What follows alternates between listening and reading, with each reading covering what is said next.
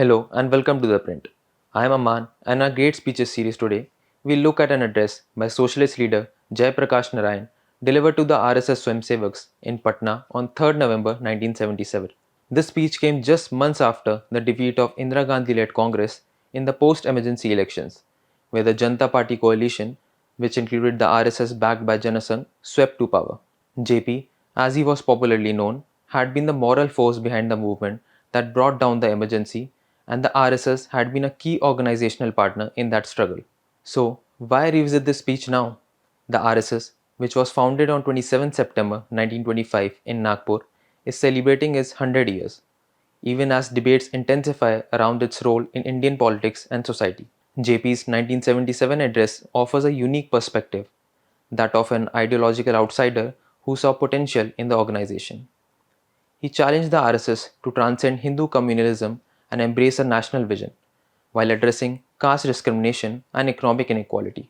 JP began his speech by acknowledging the need for fundamental changes in the role and objectives of the RSS. He said, "I've said it before and I say it again today, that it appears to me that there is a need for a fundamental change in the role of the Sangh, and maybe there is even a need for a modification of its aims and objectives.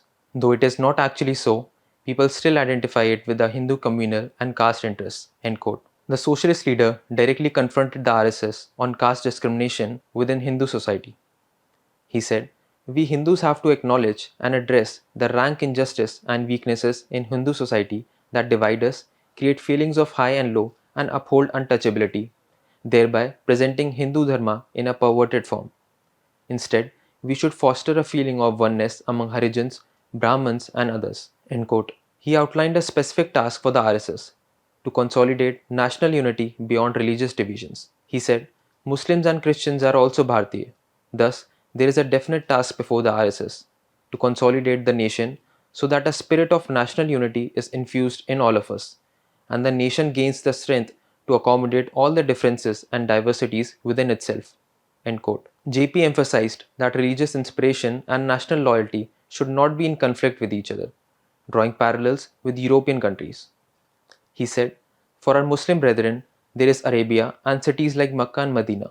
For Christians, Rome is a holy city.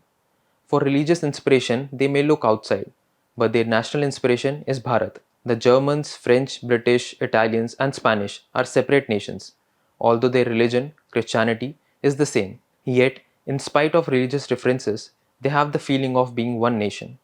End quote. The socialist leader then turned his attention towards the caste system, delivering a scathing critique. He said, "I cannot say what the Sangh is trying to do to break this caste system.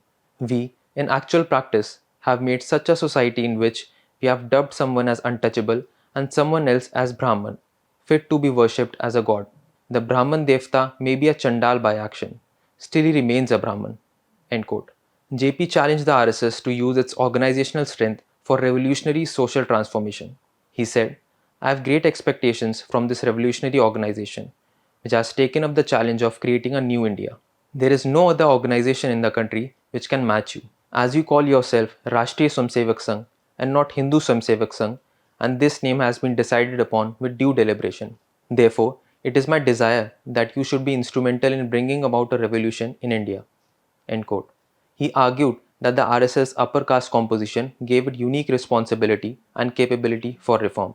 He said, "The revolution ushered in by you will command greater respect because people of your standing in the higher rungs of the caste hierarchy, like the Brahmin and Kshatriya classes, will enjoy wider acceptability. Such acceptance will not be easily extended to organizations such as the Chhatra Sangharsh Samiti and Lok Sangharsh Samiti, at least not within the Hindu society." End quote. JP concluded by urging the RSS to address economic inequality alongside social transformation. He said, "There are so many households today in which children do not get their fill. They go to sleep crying with hunger. How shall we change it? The Rashtriya Swayamsevak Sangh should think over this. How to bring about economic transformation? How to transform the village?" End quote. JP's challenge to the RSS in 1977 remains largely unmet.